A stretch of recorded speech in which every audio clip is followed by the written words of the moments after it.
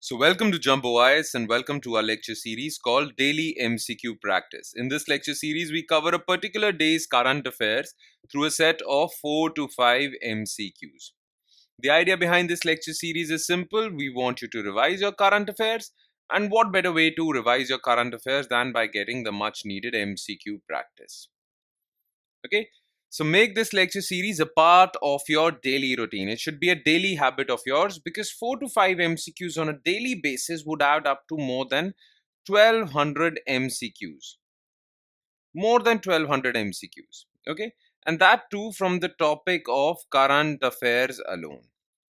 So make it a daily habit of yours. All right, let's begin today's session starting with question number 1.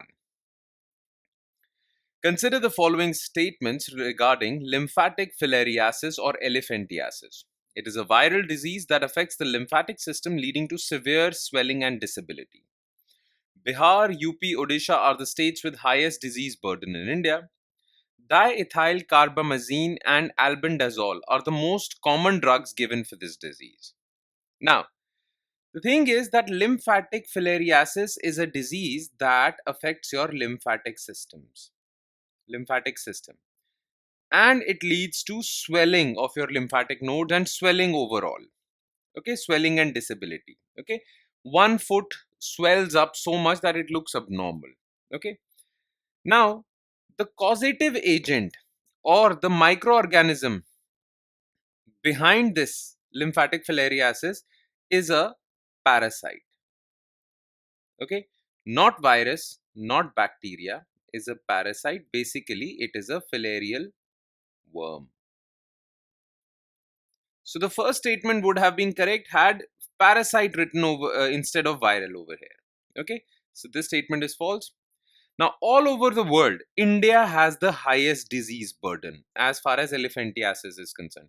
That is why government has launched a special drive to eliminate elephantiasis from India in by 2027. Okay. Now, within India, Bihar, UP, and Odisha are the states with highest disease burden. So this is correct. Now, if someone is suffering from elephantiasis, then he is put on a treatment. He or she is put on a treatment protocol. Now, it can be called a triple drug therapy, but most commonly, the drugs given for people suffering from elephantiasis is diethyl carbamazine and albendazole. So, this is also correct. Only two statements are correct. The answer is B. Question number 2. Which of the following statements are correct regarding Global AI Action Summit? The 2025 summit was the second AI Action Summit held in Paris, France, and is co-chaired by India and France. The 2023 AI Action Summit in UK led to Bletchley Park Declaration, which was signed by 28 countries, including India. The Seoul AI Summit of 2024 resulted in more countries joining AI Safety Network. Okay. Now, AI Action Summit basically is a summit where different countries meet to come out with a regulatory framework for artificial intelligence technology all over the world, right?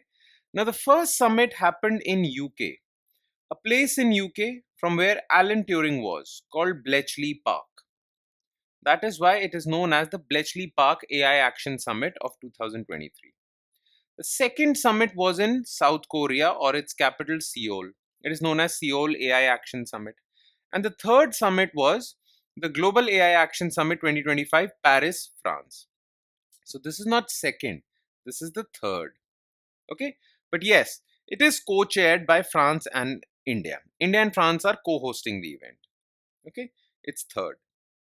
Now, 2023 AI Action Summit in UK led to Bletchley Park Declaration, absolutely correct, and it was signed by 28 countries. Also, in Bletchley Park Summit, AI Safety Network was launched, where different institutes from all over the world would collaborate to create safe usage of AI. Okay.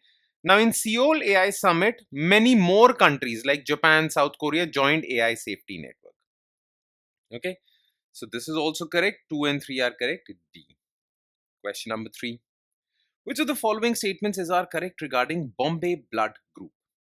It is a rare blood group that lacks all of the ABO blood group antigens and to have an additional antigen that was previously unknown. The known cases of Bombay blood group are only found in Maharashtra. A person having this blood group would have hemolytic transfusion reaction when transfused with blood from any other group. Okay. Now the normal blood groups all over the world known, okay, are A, B, AB, and O. Plus they have their variations based on rhesus factor. Okay, there is A positive negative, B positive negative, AB positive negative, O positive negative, right? Now these are the 8 blood groups basically, right, that different people have. But there is another blood group that is very rare, okay, very rare, and that is Bombay blood group. The problem with Bombay blood group is that it's extremely rare. Plus, it does not have any antigen found in any of these blood groups. Plus, a person with Bombay blood group can only receive blood from another person who has Bombay blood group, and Bombay blood group is extremely rare. That is why these people have very difficult time while going for surgery, blood transfusion, and whatnot. Clear? So it is a rare blood group that lacks all of the ABO blood group antigens, and to have an additional antigen that was previously unknown. Absolutely correct. In fact, it was discovered in Bombay by a doctor in India, okay, in 1957. Now, Bombay blood group is found in the entire Indian subcontinent. Okay, Indian subcontinent means India, Pakistan, Bangladesh, Bhutan, Nepal, plus Iran. So it's not just restricted to Maharashtra. Okay, now if a person has a blood group A and you give him blood from B blood group, okay, then this would cause a reaction. That reaction is called hemolytic transfusion reaction, right? So A blood group person can only receive blood from A blood group, B can receive blood from B blood group, AB can receive blood from anyone, O can donate blood to anyone. Okay, if you transfuse a person with wrong blood group, then that person suffers from a reaction called hemolytic transfusion reaction. The problem is people with Bombay blood group will always suffer hemolytic transfusion reaction if you donate or transfuse them with the blood of A positive, A negative, B positive, B negative, all types. They will only receive blood from Bombay blood group only. Okay. So third statement is absolutely correct. Okay, 1 and 3 C. Question 4. Consider the following statements regarding market intervention scheme. It is an ad hoc price support mechanism for farmers who grow crops not covered under MSP. Procurement under MIS is only done at the request of state and UT government.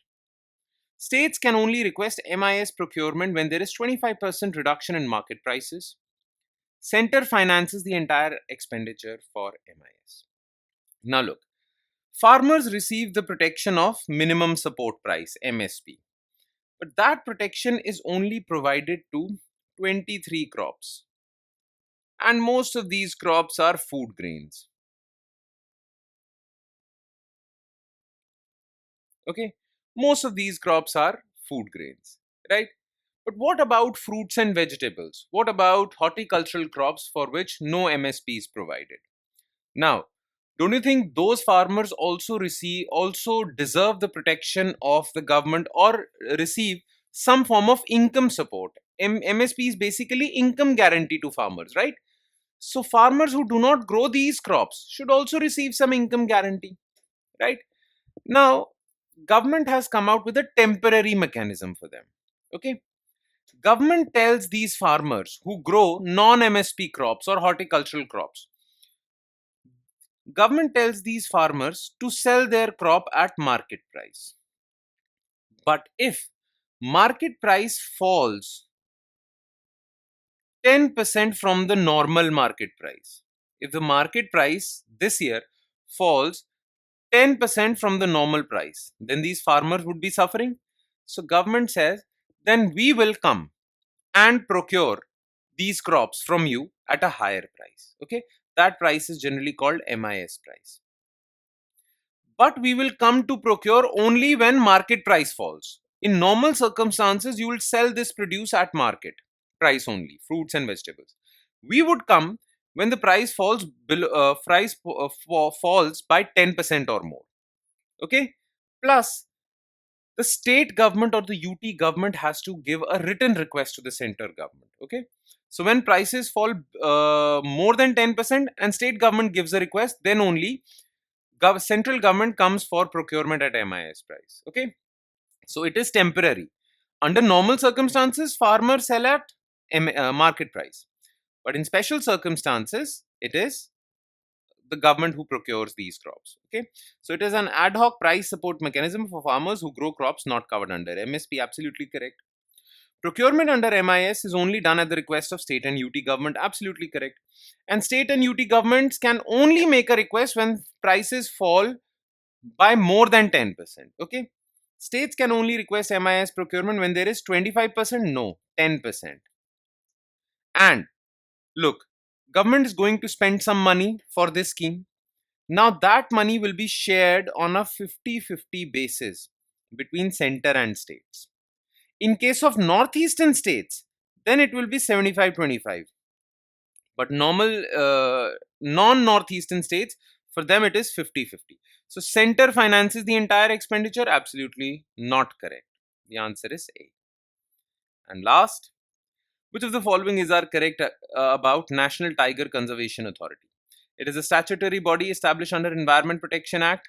It is the nodal agency for Project Tiger started in 1973.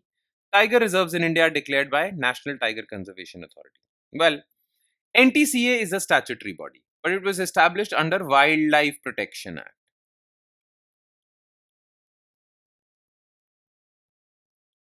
Okay, Wildlife Protection Act of 1972, and this NTCA was formed in 2006, basically under this act. Okay, so this is false.